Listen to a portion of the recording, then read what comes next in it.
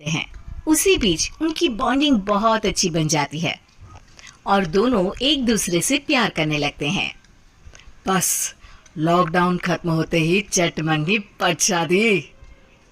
उससे पहले घर में बात तो कर लो। अरे माँ पापा कभी मना नहीं करेंगे। अमर की बात सुन रश्मि खुश हो जाती है। ऐसे ही दिन बीतते हैं और देखते ही देखते लॉकडाउन खुल जाता है, जिसके अगले ही दिन अमर अपने परिवार के साथ रिश्ता लेकर रश्मि के घर पहुंच जाता है।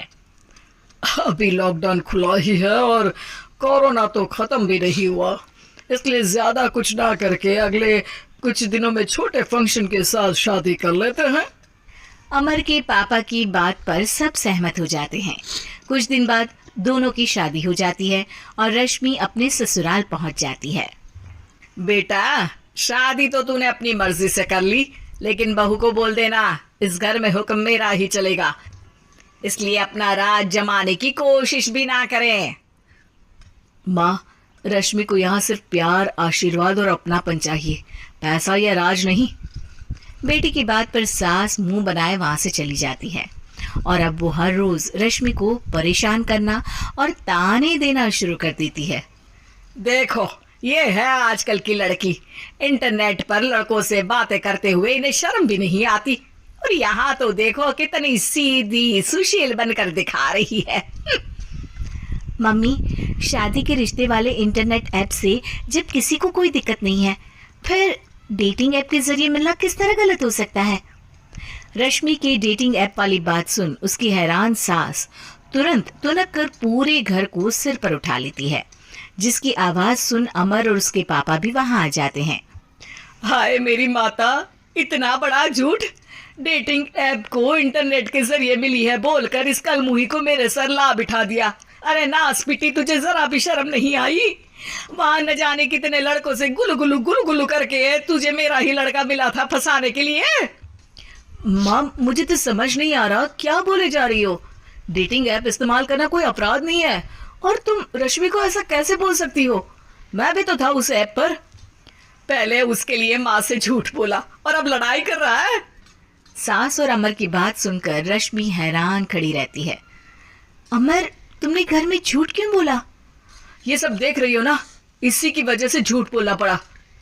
एक तरफ अमर और रश्मि की ये बात चल रही होती है, वहीं दूसरी तरफ सास का नॉन स्टॉप क्लेश सबको परेशान कर देता है।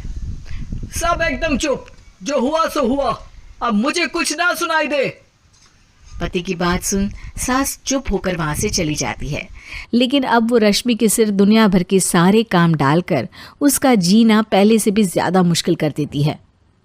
मम्मी, मैं आपका गुस्सा समझ सकती हूँ, आपको जो करना है कर लीजिए, मैं कभी कुछ नहीं बोलूँगी। उम्मीद है किसी दिन तो आपका गुस्सा शांत होगा और नफरत प्यार में बदलेगी।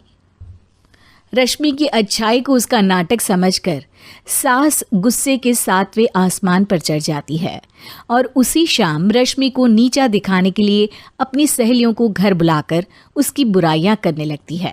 अरे कौशल्या, क्या बताऊं, आजकल के बच्चे ना बहुत एडवांस हो गए हैं। पहले रिश्ते घर परिवार वाले सब देख परख के कराते थे, और अब ये लोग खुद न जाने कहाँ कहाँ मिलकर खुद ही सब कुछ पक्का करके हमें बता देते हैं। लड़की का कैसा दिन धर्म, कैसा ईमान, कैसा चरित्र कुछ नहीं पता, बस प्यार किया और घर लाकर बिठा देते हैं। अरे ऐसा क्यों बोलती हो? आजकल बच्चे अपने आप में बहुत समझदार हो गए हैं, और फिर पूरी ज़िंदगी तो उन दोनों को ही साथ निभानी है। अपनी पसंद से शादी कर भी ले तो क्या दिक्कत? तू ही देख ले, पहले इतना अच्छा बेटा और अब सोने पर सुहागे जैसी सर्वगुण संपन्न बहू।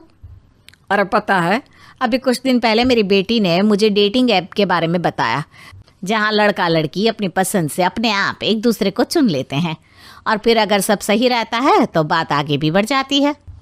अरे इसमें इतना खुश होकर क्या बता रही हो? ये तो गलत है। न जाने कौन क्या है, कितना झूठ कितना सच है। अरे पर सोचो, जब तुम किसी के बताए रिश्ते को देखने जाते हो तो क्या एक ही बार देखने से सच झूठ का पता लगा सकती हो? ज़रूरी नहीं कि बच्चों का लिया फैसला हमेशा गलत हो। अरे बहुत बार हमसे भी तो गलत फैसले होते हैं ना। अच्छे बुरे लोग तो हर जगह मिल सकते हैं, फिर इसमें सिर्फ बच्चे ही गलत कैसे?